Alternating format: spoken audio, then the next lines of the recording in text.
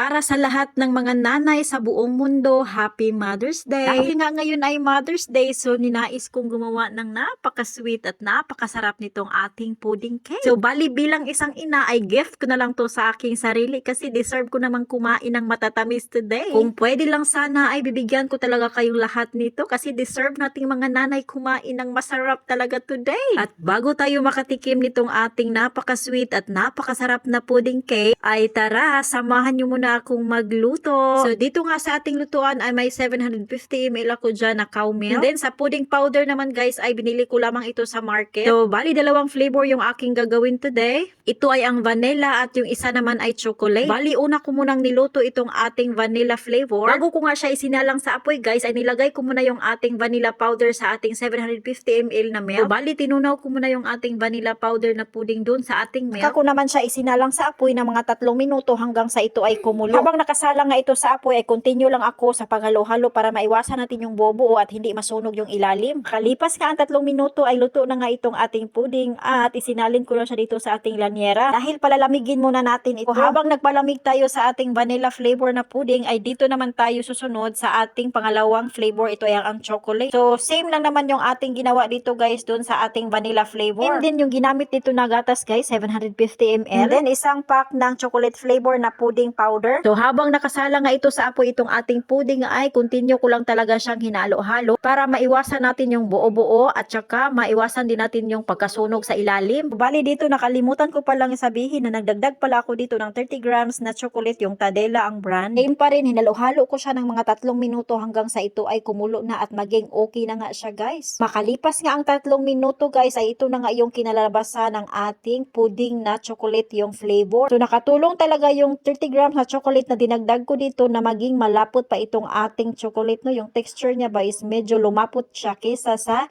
yung ating vanilla. Nakalimutan ko kasing magdagdag ng white chocolate doon sa ating vanilla flavor na pudding. Pero okay lang, wala namang problema kasi masarap naman din yung kinalabasan nitong ating pudding cake na ginawa guys. Then nung lumamig na nga itong ating vanilla pudding ay ibinuhos ko naman dito yung ating chocolate flavor na pudding guys. Tingnan nyo naman kung gaano kasarap itong ating ginawang pudding. Ay nako, sa simpleng handaang ito guys ay sobrang saya na ng aking Mother's Day. Kung malapit lang sana kayo sa akin guys ay for sure na ipatikim ko talaga sa inyo itong aking ginawang pudding cake. Matapos ko na ngang mailagay itong ating pangalawang layer sa pudding, itong ating chocolate, ay nagbudbud na din ako dito ng chocolate powder guys. Katapos ko namang magbudbud nitong ating chocolate powder sa ibabaw ay naglagay na din ako dito ng mga notes at itong ating strawberry. Katapos ay nilagay ko muna siya sa ref para naman lumamig at mas lalong sasarap. Mas masarap kasi pag malamig talaga itong ating pudding. So, makalipas ka ilang oras guys ay ayan, pwede natin kainin kasi sobrang lamig na. Insaktong nanghingi yung aking asawa ng tsaa at saka gusto daw niyang kumain ng sweet. Nung sinabi ko nga sa kanya na gumawa ako ng pudding ay sobrang saya niya guys kasi isa to sa kanyang paboritong panghimagas guys. Siya hanggang dito na lang po mga mami. Maraming salamat sa panunood. Happy Mother's Day sa inyong lahat. God bless you all. Salamat Lord sa blessing. Bye bye.